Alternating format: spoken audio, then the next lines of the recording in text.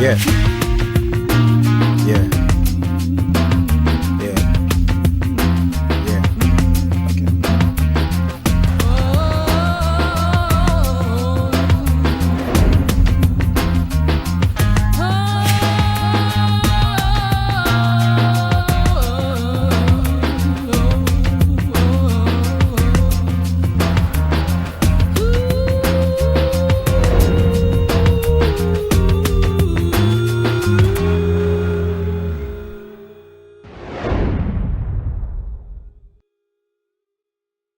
Hello and welcome to Afrospace with me, Adetunji Omotola, and my co-host, Nyasha Grace. Afrospace is a Pan-African media platform that looks at issues around politics, economics, culture, and the history of Africa. We're very passionate about the Africa free trade, and we're passionate about the unity of Africa. Today we have in studio, well, we don't have in studio, but we're joined on Afrospace today by His Excellency Ambassador Plenipotentiary for Ethiopia to South Africa, Dr. Shiferaw Teklemariam. Welcome to Afrospace, Your Excellency. Thank you so much, and I appreciate for having me. All right. Now, Dr. Shiferaw's profile is very, very, very significant. Dr. Shiferaw used to be a state minister at the Federal Ministry of Health in Ethiopia from 1998 to 2014. He was also education minister, and until 2015, between 2009 to 2015, he was involved in program planning and implementation for the Federal Ministry for planning in Ethiopia. Also, his educational background, he's got a master's degree in sector management, a master's degree in social health science, and a doctorate degree in health. And in 2016, he was also involved in the environmental, forest, and weather change ministry around green economic development, and he's also an international moderator. And long before that, Dr. Teklemariam spent about 13 years as the head of the SNNP, which is one of the 10 regions in Ethiopia, and the State Health Bureau. And that region is called the Southern Nations, Nationalities, and Peoples Region. So with those words, Dr. Teklemariam, I'll hand you over to Nyasha, who will begin the interview. Thank you again for joining us here at Afrospace. And today is exactly 2 days after we celebrated the 102nd birthday of the late, great Nelson Mandela. And it so happens that 2020 as well is the year that President Cyril Ramaphosa is the chair for the AU. Now, Ambassador, as you are appointed to South Africa, could you tell us exactly what your mandate is as Ambassador of Ethiopia to South Africa?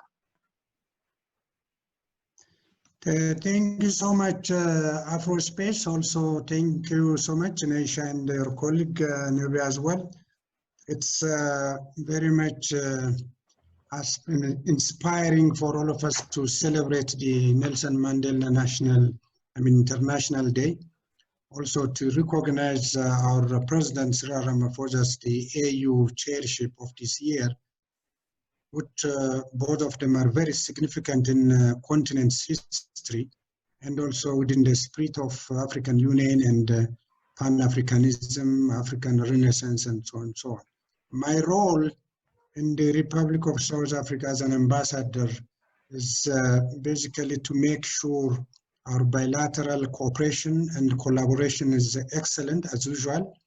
And also we have since a sizable Ethiopian population also deal with what we call the citizens diplomacy as a whole, so that the people-to-people, government-to-government, and also the diplomatic as well as economic ties are strengthening on and on. And this was a year our Prime Minister, Dr. Abiy Ahmed, also visited South Africa for the first time in the history of diplomacy in the Republic of, democracy in the Republic of South Africa in the last 26 years. So we feel the year which we are in is very historical, and also with the historical other issues to be dealt very well as well. Thank you so much. Ambassador, Your Excellency, Ethiopia is the second most populous country in Africa. Of course, Nigeria is the biggest populated country, and your country is also one of the fastest growing in the world, growing at about 8%. And it's also one of Africa's top 10 largest economies. Now, can you tell us how is Ethiopia managing the growth of the population, which is growing at about 2.5% every year, versus the economic growth? Is the economy growing fast enough to keep pace with such a high population growth in Ethiopia? Thank you so much. This is a very pertinent question. As you recognized very well, Ethiopia is one of the fastest growing economies globally as well as continentally. And the very reason for that is really to be having what you call a wide-based or a broader-based movement of the society as a whole. And within that given circumstances, there has been a serious review of the current progress and also its sustainability as well. So within that very great review of sustainability, there was also an observation that though we are growing faster, and of course we are starting from the low grade, we need to review whatever we are recording at this particular time. So there was what you call a serious reform initiatives that has taken at home, which we call it the homegrown economic reform movement, so that whatever growth we are recording today has to be also matched with a growing population as well as with the demand of the population, particularly with the youth. So as you rightly said, the growth, it has to be inclusive and it has to be equitable in such a way that everyone benefits from the economy. So what Ethiopia is currently doing is we have identified several areas of importance. In fact, there is what you call prioritization of the economic sector, which is agriculture and agro-processing, manufacturing and mining, tourism sector, ICT and creative industry, where more and more jobs will be created and more opportunities will be created. And also we have what you call the widening up of economic spaces as well, where the domestic as well as FDIs, foreign direct investment, will come into the land of Ethiopia so that economic opportunities as well as employment opportunities will be created. So we are, as you know, my brother, the population is a blessing when the population is productive enough. So we are really working very hard as a government and as a people to make sure we'll make everyone productive, everyone inclusive, and that equitable development also shall take place, and that's where we are. All right, thank you for that, Ambassador. And just to bring your attention to some of the stories that Ethiopia has been headlining in the news of recent weeks, is we are aware that there was a murder of a popular musician, Hachalu Hundessa, who was killed in Addis. And that kind of led up to an eruption of massive protests where over 230 people were killed. And also reports of opposition leaders being arrested emerged from that story. Could you kindly share with our viewers, Ambassador, what exactly is the situation regarding these protests and exactly what is being done to resolve the issues?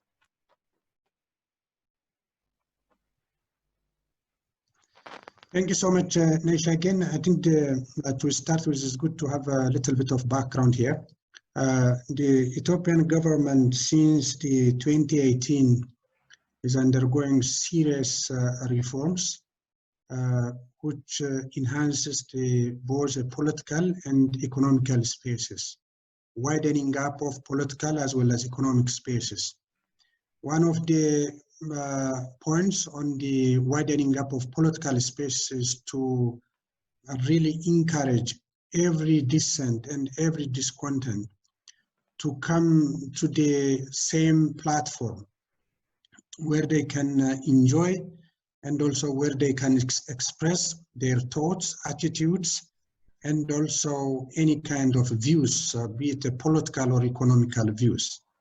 In that regard, there are several reform initiatives that brought all the opposition elements in exile into the land of Ethiopia, and also people to get organized in a number of ways they want to go through that.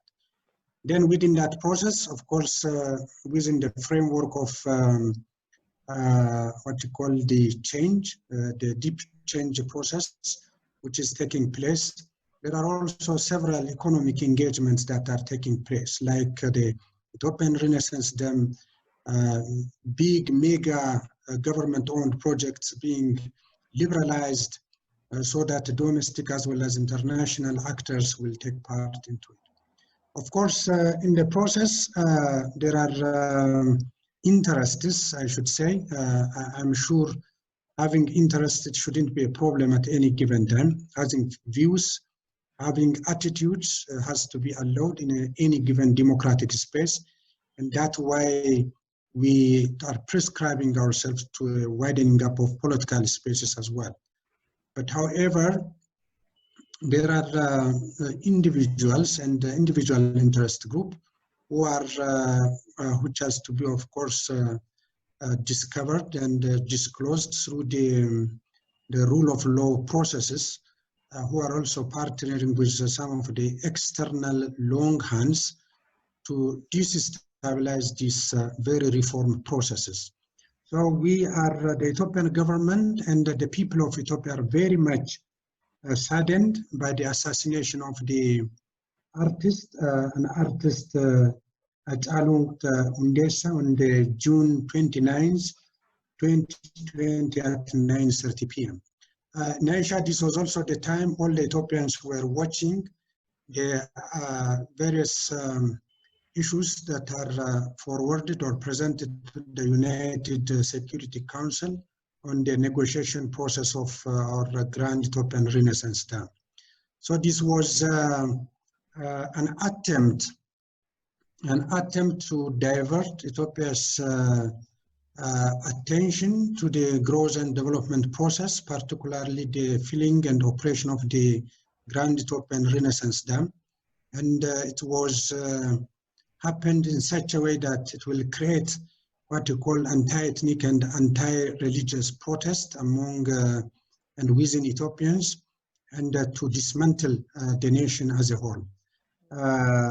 It's an intention to bring the nation to a no-return point, but the Ethiopians didn't allow that to happen, and as I speak, all the perpetrators are very much looked after, investigated, and Attorney General report says a good number of those who are already arrested, and the investigation process is proceeding.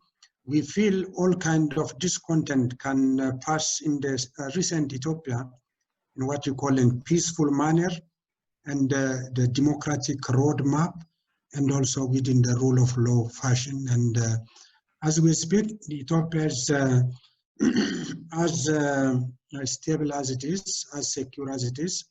Of course, the investigation and the disclosing who are behind this has to follow as I speak. And thank you so much for bringing to that to our attention.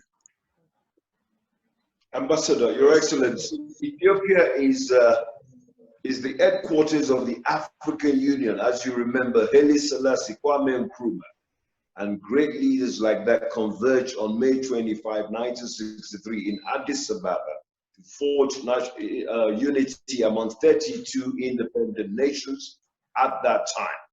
Now, 57 years after that, Ethiopia is still the AU headquarters, but there is a sense that Africans get that Ethiopia is remote from Johannesburg, from Cape Town, from Lagos, from Abuja, and I'm not talking about flying directly to Ole International Airport.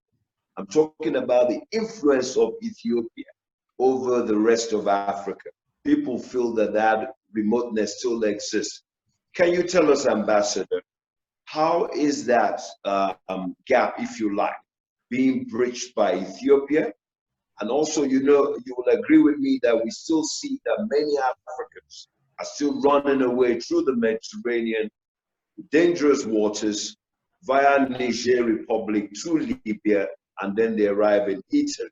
So can you tell us what Ethiopia is doing, given that you are the headquarters and the engine room of African unity? What are you doing to bridge the gap so that we should be looking at going to Addis or going to other parts of the Oromo region, your region, rather than going to London, Paris, or New York? Yeah, thank you so much. This is a very important point, and I'm sure also it may take a discussion of not a day, but probably months, how to address these issues. I can imagine we in the continent, we have been struggling to get our own independence from the colonial powers, and the very spirit of post-independence scenario, which we really properly able to describe. I think we are still struggling to be an independent economically as we speak. So the political independence has to transit itself to economical independence, and also both political as well as economic independence has to be owned and of course worked for, and then achieved by the continent, and means by member states as well. The Ethiopia's contribution, as we remember very much, we have been always to the cause of the African unity from the very days of OAU to AU, and also we have presented what you call the Adwa victory, which we may be discussing later on, and within that, with the spirit of Pan-Africanism and African Renaissance, and of course all of them requesting and asking the same question again and again. The member states in the continent, and also Ethiopia in particular, I think our own trust and confidence in ourselves, which we fought against the colonial powers, and also our own unity, now need to bring all of us together to understand ourselves, to respect our own sovereignty, and also to create our own identity. Therefore, Africans need not be considered what you call foreigners or a diaspora in the continent. So the initiative of African economy, United States of Africa, of course, which has been now brought into picture through what you call the free trade agreement, and also the regional communities also working together, which will also pave the way for the continent as a whole, is one of the issues which we need to work together. And toward this, in the Africa Union and also the African Union organizations like Pan-African Parliament, the Pan-Africa Review Mechanism, and also the NEPAD mechanism, they all need to work very much concerted. Of course, member states need to trust themselves and also trust these institutions, and also respect themselves, also respect these institutions, so that the Africa with what you call ample resources, youth population, could really feed itself, could secure itself, so that no destinations are far apart, seen somewhere else outside of the continent. I think I have 3 observations which I would like to put forward here. The first one is, we member states need to trust and respect ourselves and also trust and respect our own AU organizations, so that whatever development question, whatever political question, whatever disagreements may be, then we will solve ourselves. Secondly, I would also like to send a message, even our, to quote unquote, colonial powers, wherever they are, they shouldn't somehow undermine the Africa's power, the Africa's strength, the Africa's unity in such a way that they have to be supportive instead of undermining it, and also at times even jeopardize it in such a way that Africans will not be in a position to equip themselves, to challenge themselves, and also even if they may have problems, they will have solutions to their own problems by themselves. So these are some of the issues which I would like to bring forward.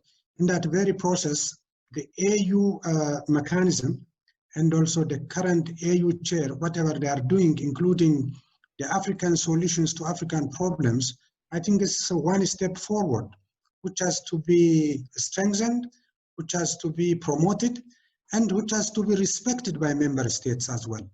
So the very reason, whenever, whatever happens, be it for content or discontent, traveling to the Europe and to the Western countries, of course, there is a reason always to cooperate and collaborate.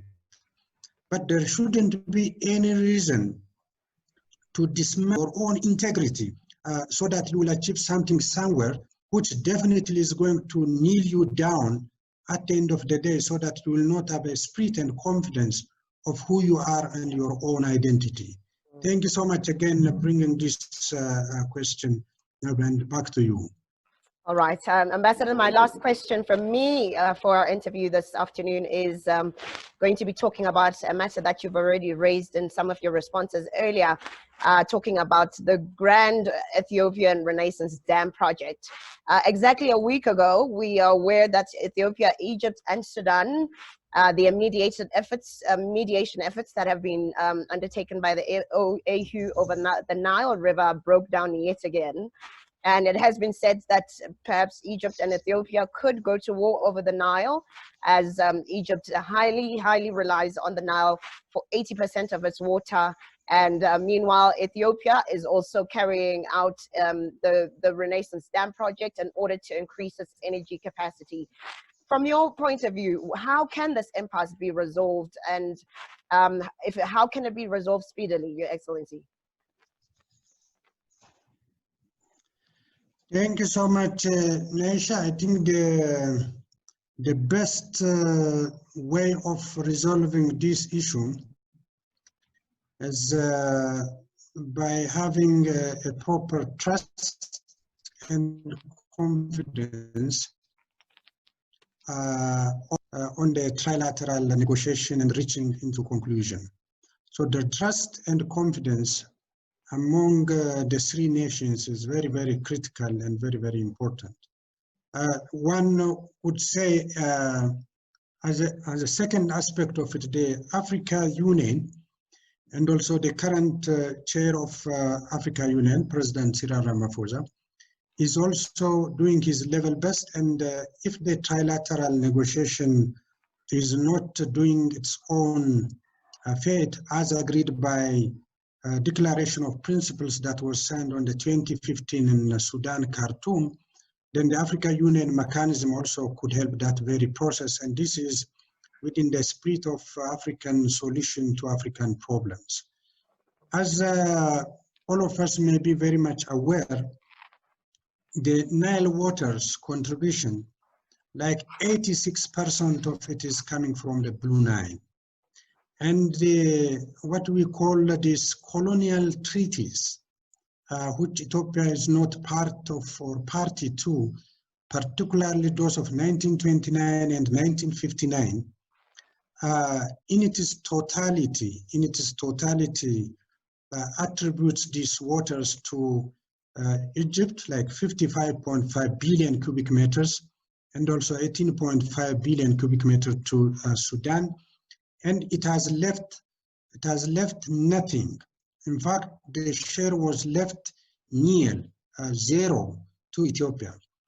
So any country who owns a transboundary water resources that contributes that much, 86% of the total flow right there, could not be denied the same demand that is coming from everyone else.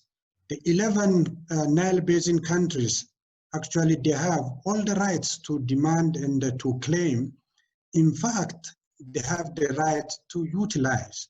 As it is repeatedly said, this we Ethiopians recognize that the importance of the Nile waters to Egypt, the importance of Nile water to Sudan as well.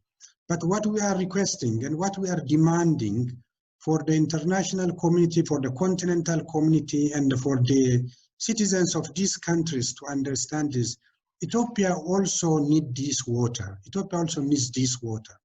So let us be equitable, let us be rational, let us not bring any significant harm, and let us do it in the spirit of trust and cooperation. This is what we are demanding. No one and no governments in any given time block this river, the Blue Nile River that's flowing into the downstream countries, in no way. But in this time of the history, what we are saying is, let us be fair and equitable, and let's address the problems which we are facing as well. If countries say this is an existential issue for their survival, it's also an existential issue for Ethiopia. 60 million people of Ethiopians, they don't have an electric light to light themselves. What it means is the water is at stake, the health is at stake, the agriculture is at stake, and it means the survival is at stake. The African Union or the United Nations, what you call declarations or agreements for sustainable development goals, the Africa 2063 agenda items, all demand for development projects to take place, and they cannot happen just with speech and what you call just empty narratives and what you call promises. What Ethiopia is doing is, this is a hydropower project. The Grand Ethiopian Renaissance Dam is the hydropower project. The nature and the behavior of hydropower project is it produces a power, the water flows, and with no significant harm, everyone benefits. So Ethiopia is not doing a project which is fancy enough to enjoy, not at all.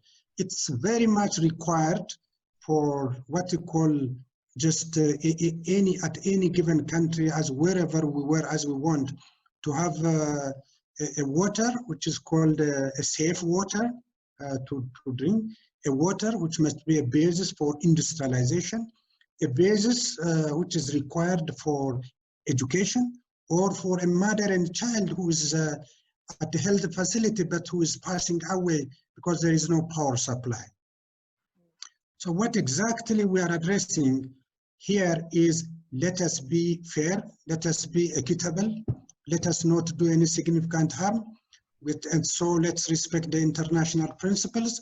And if there is any challenge of moving forward, let us also do it with what you call African solutions, because this is African problem with a river at the African soil. So that we don't really jump to several spaces, number of places, and we have to respect ourselves, we have to respect our own institutions, and we have to trust as well. So the solution is to trust ourselves, to respect our own institutions. The solution is to cooperate and collaborate. The solution is not to design to harm anyone on significant terms, and respect what we call an international principles on transboundary water resources. This is what we are requesting, and in doing so, Ethiopia has been very much transparent from the very beginning.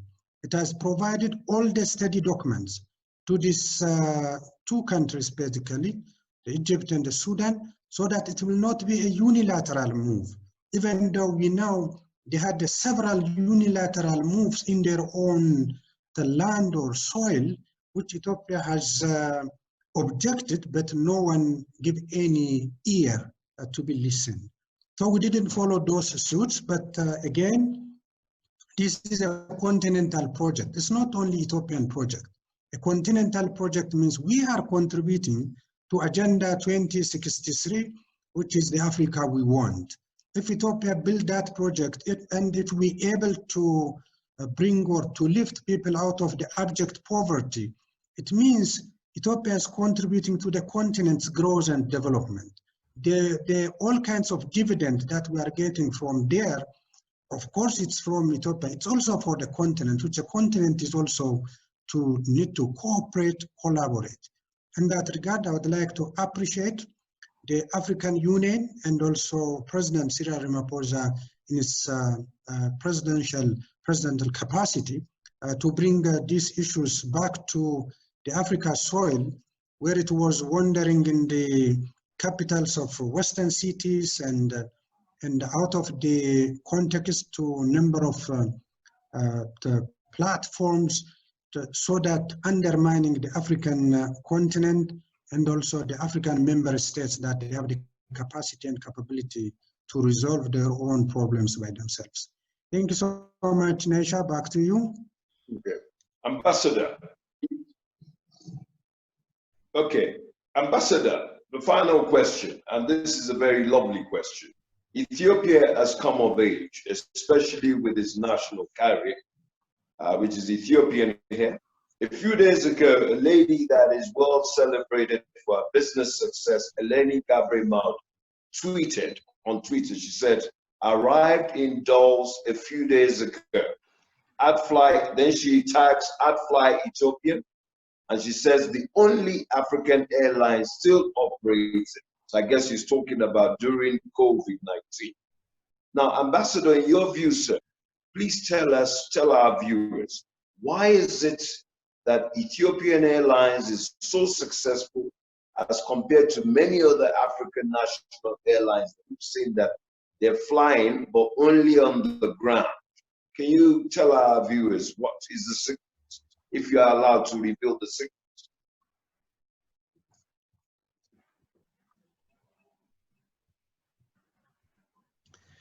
Thank you so much again. I appreciate Afrospace.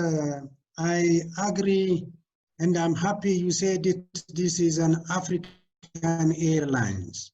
The spirit, my Nesha and Nobel, the spirit, when you see something wonderful in the continent, wherever that place, wherever that location is, when you see it and when you watch it and when you impress it like this is like an African contribution, that is the basis.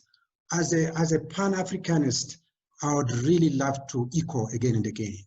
Because Africa, with all parameters, we know where it is standing and how it is labeled and how it is categorized as well. In that continent, when we see a productive and an effective and then a quality product or a quality service, wherever it is originating from that country, but we, all of us in the continent, we have to embrace. And thank you so much for bringing and saying it, that this is an Ethiopian airline, but it's also an African airline.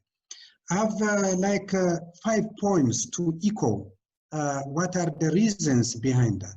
I think the first one is a strategic long-term vision of the leadership right there, which is very, very important.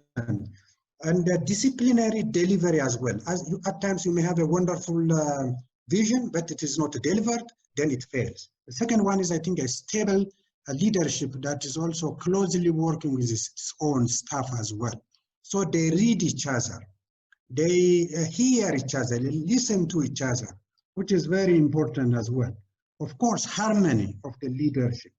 The other one is the independent management style, which the Ethiopian was all the time enjoying in itself, so that there are no political interferences at any given time. The governments may change, but the Ethiopian remain the same. The way it operates, the way it manages, the way it leads, its process remain the same. And the other one is a continuous state of quality improvement, and also the latest technology and so on and so on. As we speak, Ethiopians rescued the continent. The Jakama Foundation brought all kinds of resources to the continent, and the Ethiopian distributed all resources around the 54 member states in a less than a week time, with no any surprises at all. And that was Ethiopian, and that was an African as well, which all of us are very much proud. And as we speak, it's also doing with what we call a dynamic and creative way of doing business, even during the COVID era. It's surviving very well. It didn't dislodge any staff. It didn't stop any operation. It's running as usual. It's running as usual. And the continent has to really learn more. And we feel even the airliners can partner among themselves, and they can do more and more, as Ethiopian is doing, as African asset as well. Thank you, and back to you. All right, Ambassador, we want to thank you so very much for taking this time to speak to us here at Afrospace and giving us those deep insights into Ethiopia and in the economy and what is going on around the country politically as well.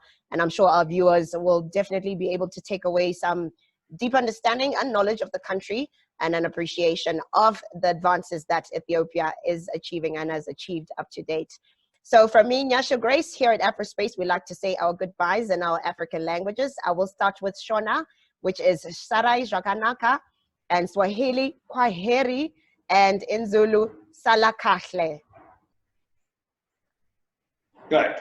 And Ambassador, before I say my goodbyes, I just wanted to thank you for coming to Afrospace, but also to say, because I know your New Year is coming up on September 11th, to say Happy New Entutakash. Is it Enkutatash? Enkutatash. I love the name. Happy New Enkutatash. And I'll say in Nigerian language, in Igbo is Kachifo, in Yoruba is Odabo, and in Hausa, which is the largest ethnic group in Nigeria, 29%, I'll say Segobe. Thank you. በጣም አመሰግናለሁ። መልካም ጊዜውን መልካሙን ሁሉ ይመኛለሁ። In the new year we will definitely celebrate together, and I promise you will be invited as well. Thank you so much again. As I said earlier, let us also create a continental family of bringing Africa together. Thank you. Thank you, We sir. shall do so. Thank you, Your Excellency. Have a splendid day. God bless. God bless. Thank you.